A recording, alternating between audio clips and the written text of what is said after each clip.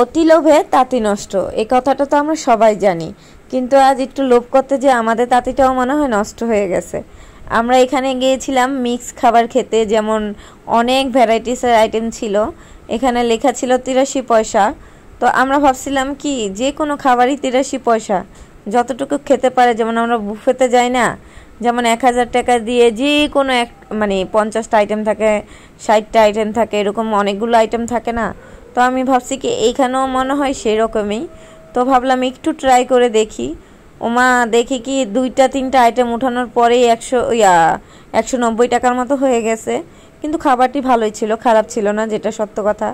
আমার কাছে ভালো লাগছে, কিন্তু আমার বোনদের কাছে কিন্তু একটুও ভালো লাগে নাই। কিন্তু আমার কাছে অনেকটাই ভালো লাগছে, আমার ছেলের কাছেও ভালো লাগছে। আর বাচ্চারা তো ঝাল খেতে পারে নাই, তাই ওদের মুখের অবস্থা এরকম হয়ে গিয়েছিল। আমি শুধু ট্রাই করছি, ওরা ট্রাই করে নাই। কারণ ওরা ভাবতেছিল এভাবে না খেয়ে খিলগাঁও যদি গিয়ে ওই যে রেস্টুরেন্টে বসে কিন্তু আমরা 200-250 টাকা প্লেট আর পাই। আমি মনে করি এটা থেকে ওইটা অনেক হাজার গুণে ভালো আছে। 250 টাকার প্লেট, আমরা এটাতে মানুষ ঠকা ছাড়া আর কিছু না। ওই যে 83 টাকা পয়সা বলে, এই জন্য যাই আর কি। আর এখানে বাচ্চারা খেলাধুলা দেখছিল। খেলনা দেখলে বাচ্চারা যে পছন্দ করে, এটা কিন্তু বিকল্প আর কিছু নাই। আর সবাই অনেকেই আমার ভিডিও দেখে বলতেছিল এটা কি, এই যে বিস্কুট, মানে বিস্কুটের মধ্যে একটু নাইট্রোজেন দেয়, যার কারণে বিস্কুট থেকে ধোঁয়া বের হয়। আর আমরা এখানে গিয়েছিলাম হচ্ছে খালাকে নিয়ে চরকিতে উঠতে। আর এই চরকিতে ওঠার পর ভাই রে ভাই কি বলবো, যখনই উপরে উঠে মনে হয় আমার মাথা ঘুরে নিচে পড়ে যাচ্ছে, এমন একটা ভয় লাগে। ভয়ে পুরো বুক কেঁপে ওঠে, একটা আতঙ্ক ছাড়া আর কিছুই না আমার কাছে এটা। আর সবসময় আপনার ভাই এই মেলা বসলে কিন্তু আপনাদের ভাইয়া বারবার মানে 1-2 দিন পর পরই আমাকে নিয়ে যায়। শুধু আমাকে, বাচ্চাদের নিয়ে সপ্তাহে 1 দিন যাবে, আর 2-1 দিন পর পর আমাকে নিয়ে যেত আগের মানে মেলাটায়। এবারকার তো একটু সময় নেই আমরা যে বের হবো, শুধু আমিই বের হয়েছি। তাতেও সে একটু রাগ হয়েছিল, কারণ তাকে ছাড়া গেছি এই কারণে আর কি। যাই হোক, বোনদেরকে নিয়ে গেছি এই জন্য আর তাকে নেই। কিন্তু অন্য সময় উনিই কিন্তু আমাকে বারবার নিয়ে যায় মেলাতে, যেইটা খুশি সেটা খাও, মানে এই চরকিতে উঠো, ভূতের আড্ডার ভিতরে ঢুকো, মানে আমরা অনেকটা ফান করি অনেকটা সময়।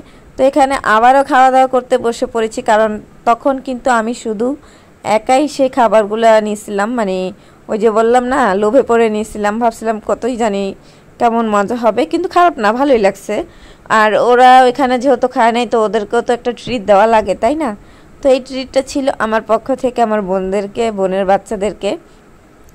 আর আমার ছেলে তো বার্গার দেখে সে তার মুখে মানে পানি চলে আসতেছিল, বলতেছে মা মুখে পানি চলে আসছে। ওর কিন্তু বার্গার আর পিৎজা খুব পছন্দ।